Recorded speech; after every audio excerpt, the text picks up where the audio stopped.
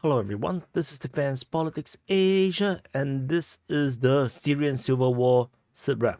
So the Syrian Civil War has reignited, erupted after the HTS launched the Operations Deterrence of Aggression operation. So the the this alliance led by the HTS, which is the Hayat Tahrir al-Sham, basically form up with a lot of different tribal groups, different militant groups into one mass alliance, and they have launched an offensive around 3 days ago. And in the latest, what we know is that they have already entered into the center of Aleppo. The entire western part of Aleppo has fallen to this alliance led by the HTS, the Hayam El Shat. I forgot. I keep forgetting. Yeah, let's just call them HTS. So they have basically taken huge part of the Aleppo city. This mapping is based on RIBA and also live UA maps latest information. So and the troops are now continuing to expand the forces, the area that they captured, and the Syrian forces is largely failing to hold back.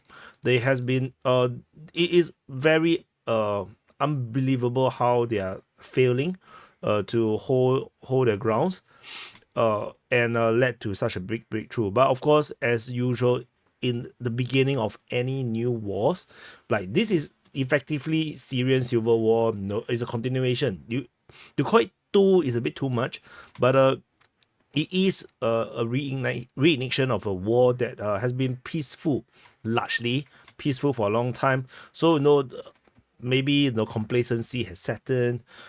People living in Syria has gone into this new state of like a new normal, and they just prefer to live life, get prosperous, take care of their kids, and they stop living in a life of war. So and this complacency has led to the breakthrough. So if you look at the map, the yellow one, this is the Syrian, this is a Kurdish forces, is also known as the SDF, the Syrian Democratic Forces. These red ones are the Syrian National Army. They are also backed by the Turkish. So in the initial reports, the Syrian National Army was allegedly, participating, but later information seems to suggest that the SNA itself, the main Syrian National Army, the main rebel group backed by the Turkish, are not involved. They are not involved in this operation. There are some certain elements that may, certain militant groups within the SNA itself may have involved with the HTS operation, may have joined the alliance. But largely, if you can see the operation, this is the HTS controlled region. This is the Syrian Salvation Government, or the Hayat Tahrir al-Sham region. This is where they previously held their line. This is where their border previously was, and it was very complicated. The Russians are patrolling this area here along with the Turkish forces along these two areas. This was the highway that they were patrolling, and that was a long time ago. I'm not even sure if this is still a thing lately. So as you can see, from this region where the HTS control, they have launched wrong color, they have launched this offensive into um this Aleppo and the western part of the Aleppo region. They have expanded control really quickly. I didn't bother to really map it in a Ukraine war situation way, because the settlements here is very complicated. A lot of super tiny villages, and the names are always inconsistent between Google Maps to what was reported, and usually many places is just named after purely Arab names. So I'm not gonna go bore you guys with my poor pronunciation of the different locations. But what we do know is that the HTS forces have already captured certain major cities and towns, like the Kanturuman, yeah, Kantuman. They are now attacking towards Eptin. They have captured El Had here, and there is, of course, still certain vague front lines around here as they continue to try to capture entirety of the highway. There is a possible fighting already at Tel Hadia, and some other Arab words I can't read. So they are still expanding. The southern part is pretty much a failure at this moment. They didn't expand much in this area here in the south, in the west of east of Idlib, where this one of the major cities that the HTS is holding. This attack from to the east of Idlib is not that successful, and further south, there is some interesting information. Tentatively, I'm putting this as HTS forces. But these forces, the forces attacking here might not be HTS. These are part of the Syrian National Army or region.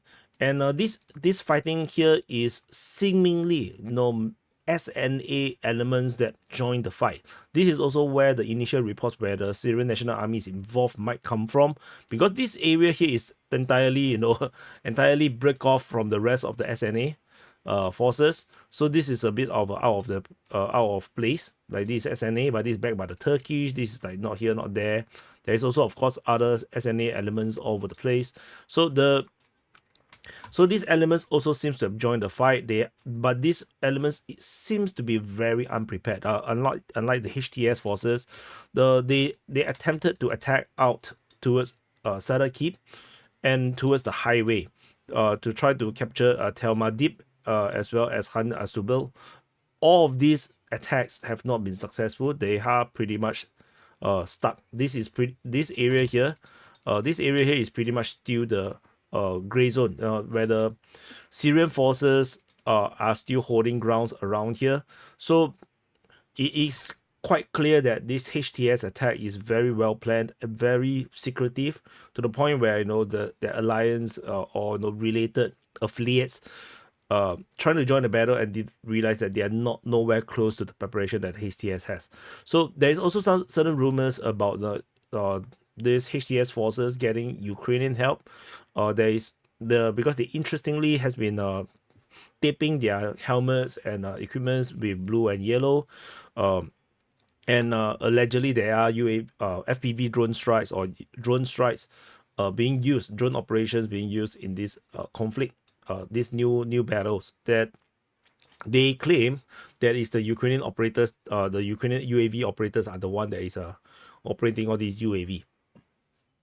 No idea. I mean, I think the language barrier is going to be a big problem. So I just gonna assume this is just pure rumors, just propaganda, where they are trying to demonize the Ukrainians.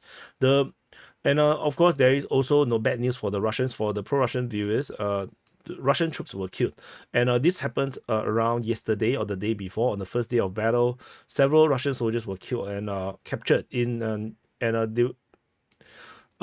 this is killed by FPV drones, allegedly, and this is visually confirmed. I can't show the video, the images. Is the location geolocated was south of Kafir Dael, Kafir Dael. So this is where they got killed off, and it was allegedly killed by FPV drones. So it could also potentially, like people say, Ukrainians was operating in support of the HTS, but purely targeting Russian forces.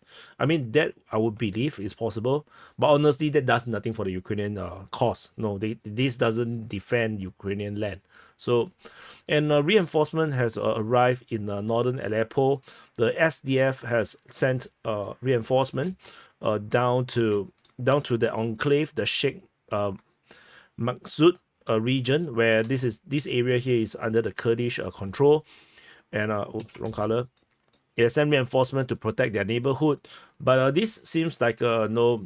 Yeah, I mean, the SDF, the Kurds, and the Syrian government forces or the Syrian government are in alliance, and they have this very awkward arrangement. They still have not integrated together as one, so they are still two separate forces, and this definitely is going to complicate defense of this city, and with the poor showing of the Syrian government forces at this moment, there's a possibility that these HTS forces may actually start to encircle the Kurdish forces.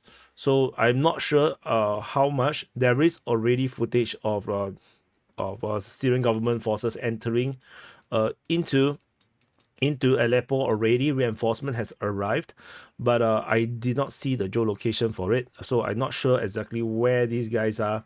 So definitely Aleppo is a huge city. It's a huge pity because Aleppo previously was one of the areas where the heaviest fighting had happened.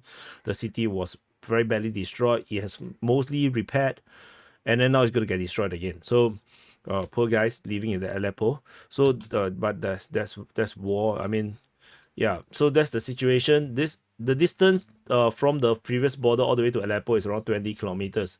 This operation in a way, if the Ukrainians do it on Belgorod, they potentially go to reach Belgorod, but they are not yet. Belgorod was like around 30 kilometers, so it's a little bit further. So just for the Ukrainian war fans, like you may be interested in that. So there's certain interesting geography around here include like the HTS forces have captured the bridgehead over in the south of Aleppo towards the Sheikh Zayed region. So that's interesting. There's this water body, this river going down this area here. So they have captured some kind of foothold there. Otherwise, everything else is very vague because most of this is like desert and plantation kind of things. So so that's the current entire situation. The northern regions are a bit more unclear as well. There is possible fighting around Bashmara, and then also there is seemingly attacks towards Ananda as well as in the direction of Majarat El Artik. But tentatively, this area I think is the most vague because this is not the main operation. I think the forces over here is to protect the flanks, to allow the main offensive into Aleppo. Because once Aleppo is captured, this entire northern part of Aleppo is going to collapse, and this will definitely affect the Kurdish forces that are currently defending the border of the Syrian area here. Because you have to understand that the SDF themselves alone can't hold their grounds. They need, because the Turkish are onto them, and then they have this alliance of convenience with the Syrian government to held back against the Turkish. And the Turkish is now definitely no planning the operations, given the fact that the fall of Aleppo will collapse this entire area here in the north, this border region between the SNA, the Syrian National Army, with the Kurdish forces, which means that the Turkish will move in. Most likely they will 100% move in and conquer this northern part of Aleppo if the HTS is successful at collapsing the entire of Aleppo. There is already some skirmish happening in the south of Elbab. This reported by Halab Today TV, and it was noted by the live UA map. So this is already the situation. The rest of the front line, there is actually no real fighting. The only fighting is currently actually only in the Western Aleppo region. So we will continue to monitor the situation. If I could, I would do more often, but it is a bit taxing to cover Ukraine war and another war at the same time, while I have a lot of other commitments all happening at the same time. But I see what I can do. So anyway, this is the latest situation. And as usual, I just want to repeat, this will not go into the kind of like level of details where I go into individual all the different fighting being reported all over the place, because this is like a little bit over granular, where I think in terms of viewership, in terms of interest, I think it's, and based on pure understanding, I think most of us will not understand why is all these places. Ukraine war, while it's a bigger war, I think the villages are more spread out to the point where it's much easier to understand where and where. If you look at the terrain here, is super complicated. I can't even tell from one town to another town where is the difference. It all looks like just districts of a major city, from one district to another district. Like everything is so merged together. So I don't think it's a very practical place. I definitely going to just use this. All these symbols, I think it's easier for you to understand as well. Easier to digest. So anyway, that's all. This is the sit rep for the Syrian Civil War. So with the HTS launching their new operation, the operation of deterrence of aggression. So I just want to add a bit more on the operation. According to the information I saw on Wikipedia, the reasoning, the casus belli for this offensive is because of the non-stop shelling from the Syrian government forces on the HTS grounds. And so they are pissed off and they launch this offensive, in retaliation to deter against aggression, which is like, very confusing. So anyway, yeah, everyone say they're legitimate. I have no idea. So let's see. So anyway, this will potentially, spill over into a much bigger Syrian civil war, and we might see the beginning of, I would essentially even call the second Syrian Civil War. But tentatively, I don't think that's technically correct. But it's going to reignite to where it was, and the Russian government, is very distracted right now due to the Ukraine war, the escalation from NATO, and of course also the lack of Wagner forces, because Wagner has been largely reformed. So but I don't think the Wagner is going to make much difference because the offensive is a bit too big, and also and Trump is not yet president, so I think everyone is just making moves while Biden is still president before the United States clamp down on whatever. But based on my understanding of Trump's character, Trump will not let United States get involved into this area here, 100%, because he don't like to fight wars that it doesn't benefit United States at all. So anyway, thank you for watching. Press the like button, subscribe, and yeah, I gone too much about the geopolitics. I still wondering which channel I should post this on, but let's see. If no matter it's a DPA main channel or the DPA war channel, please press like and subscribe, and I'll see you guys in the next update.